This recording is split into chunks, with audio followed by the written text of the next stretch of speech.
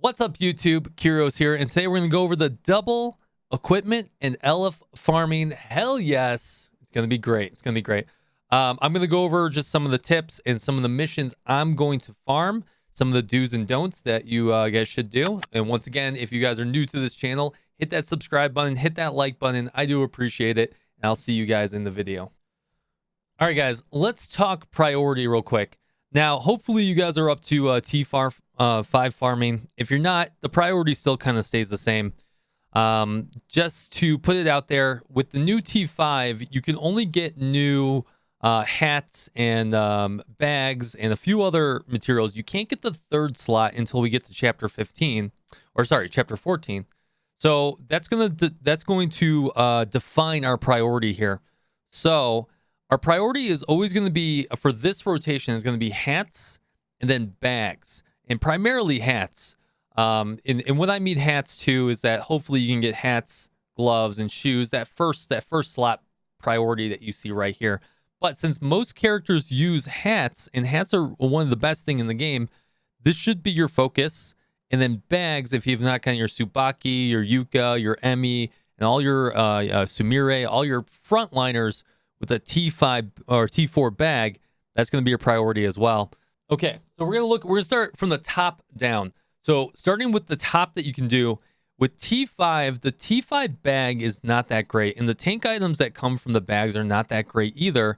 It's actually better to shift them to boots once you have a T4 bag. And you can see I haven't done most of these missions. I've been waiting to do them on stream, but you don't have to do all these missions. 13.1 is really the only one that matters. And the reason why that matters is that 13.1 drops a hat, gloves, and boots, which are the top 3 slots for that DPS point. So you're going to have your top DPS using hats. You're going to have your alternate DPS, like a Midori, and a few others using gloves. And then you're going to have your tanks that use boots, and you're going to want to shift them to boots anyways because they give you max HP. This is probably the best mission to farm. Also, on top of that, T5 has a chance to drop T4. And so let's just go through. I'll just sweep it 5 times real quick, just so you guys can see. Or sorry, T3. T3 is what I meant. Can drop those lower mats, as you can see. Right, there's a T3 glove. There's a T3 hat, right?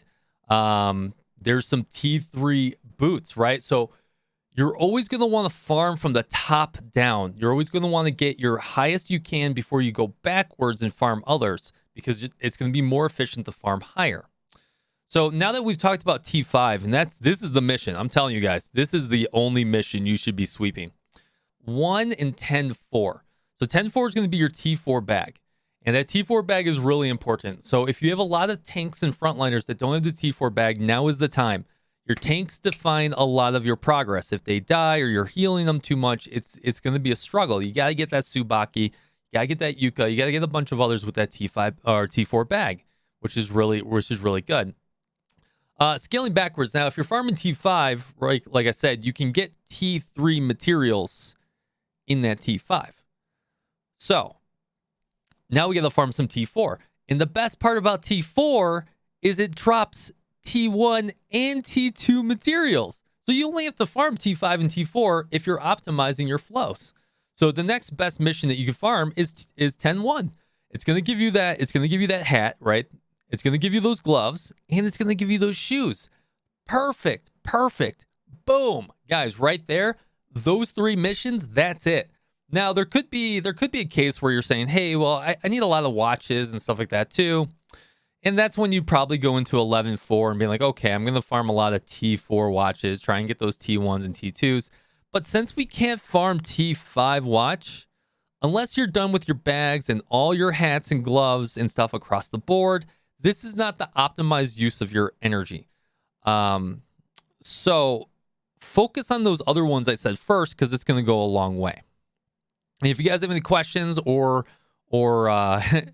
anything else, you can see I haven't even 3-starred half this stuff because there's no reason to run these missions. If you have any questions, hit me up in the comments down below. Now let's talk about our double Eliph farming. So this one's going to be pretty simple. You guys should be farming a lot of your stuff. There's nothing really in 10-1 I would be farming. I mean, maybe a Mutsuki if you've got nothing else to farm. Obviously, Haruna is probably your number 1. If you're not farming Haruna or you don't have Haruna all day, definitely do that. If you need help with 12.3, I do have a guide on that. Make sure you check that out. If you guys are looking for any other guides, hit me up in the comments because I don't know if you guys want these guides or not. So I'm only trying to throw stuff that is really useful for everyone here.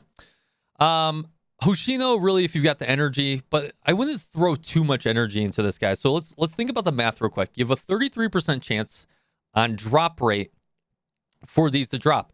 You can do 6 of each type without refreshing, right? So if you were to get 2 out of 6 and on a double, you would get 4, right? If you were to refresh these, by the way, you can refresh these. So if you were to go through sweep 3 times, for example, right? And you say you get, look, there we go. We got 2 out of 3. We've gotten 4 in the double drop, right? You can refresh this once a day for 40 Pyrozenny. I would only do this if you're buying the monthly pass to offset those gem costs. And I would only probably pick 1 unit to do this with, whether it's Haruna or anything else. So say you have that unit, you have 12 attempts times 2, 33% chance rate, right? You should ideally get 4, 8 over the course of 3 to 4 days. 4 times 8 should get you around 32. It doesn't sound like a lot, but I mean, it really does accelerate your career. Shiroko is probably the 3rd in line. So I would honestly say Haruna, Hifumi, and Hifumi's not used very often, but there is a couple raids and base defense is a lot easier with her.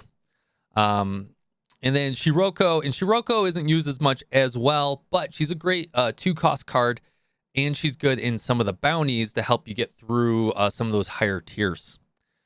And that's what I would farm, guys.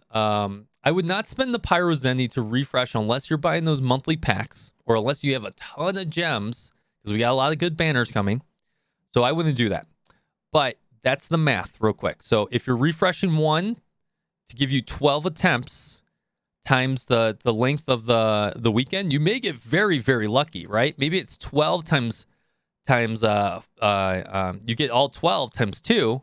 Right, you get 24 a day times 4. Bam! It's instantly unlocked. If you have that luck, you go buy a lottery ticket, please, and I'll take a 1% royalty. Don't forget about your good friend Kyrios here. So, I hope that helped you guys. I'll see you guys on the next video. We'll be farming this live with you guys on my Twitch.tv channel. I appreciate you and take care and good luck farming.